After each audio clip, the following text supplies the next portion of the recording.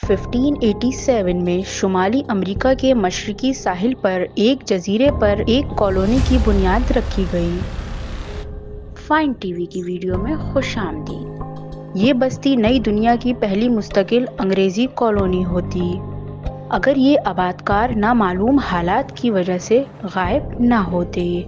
روناق کی کھوئی ہوئی کالونی امریکی تاریخ کے سب سے زیادہ بدنام اسرار میں سے ایک ہے۔ ترک شدہ بستی پر چھوڑے گئے خفیہ سراغ اور کسی ٹھوس ثبوت کی کمی اسے جنگلی قیاس آرائیوں اور نظریات کا مرکز بناتی ہے۔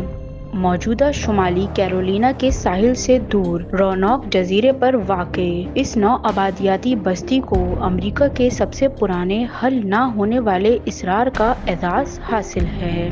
یہ 16ویں صدی کا آخر تھا جب انگریز آبادکاروں کے ایک گروپ نے جان وائٹ کی قیادت میں روناق کالونی قائم کی۔ ان کا مقصد نئی دنیا میں انگریزی کی مستقل موجودگی کو قائم کرنا تھا۔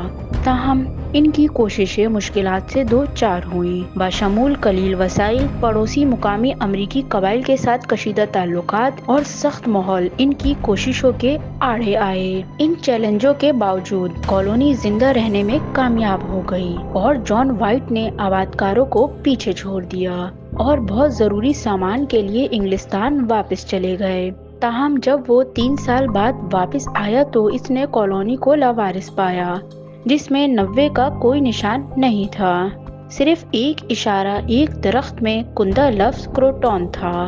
یہ ایک لفظ کروٹون صدیوں سے مورخین کو پریشان کیے ہوئے ہے۔ کیا یہ آبادکاروں کی کروٹون جزیرے پر منتقلی کی علامت تھی جسے اب ہیٹراس جزیرے کے نام سے جانا جاتا ہے، یا شاید یہ ایک پیغام تھا جو مقامی امریکی قبائل کے ہاتھوں ان کی قسمت کی نشاندہی کرتا تھا؟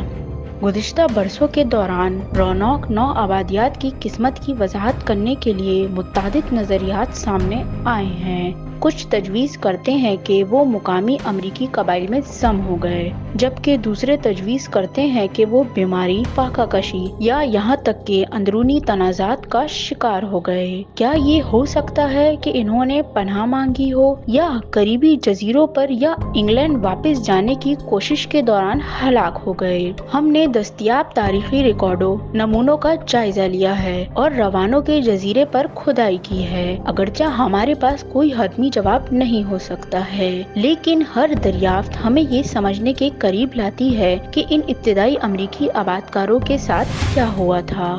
1998 کے بعد سے کروٹون پروجیکٹ نے اس نظریے کی پشت پناہی کرنے کے لیے آثار قدیمہ کے شواہد کی تحقیق کی ہے اور فراہم کیا ہے کہ نو آبادیات ہیٹراس قبیلے کے ساتھ رہنے یا کم از کم اس کے ساتھ بات چیت کرنے کے لیے منتقل ہوئے۔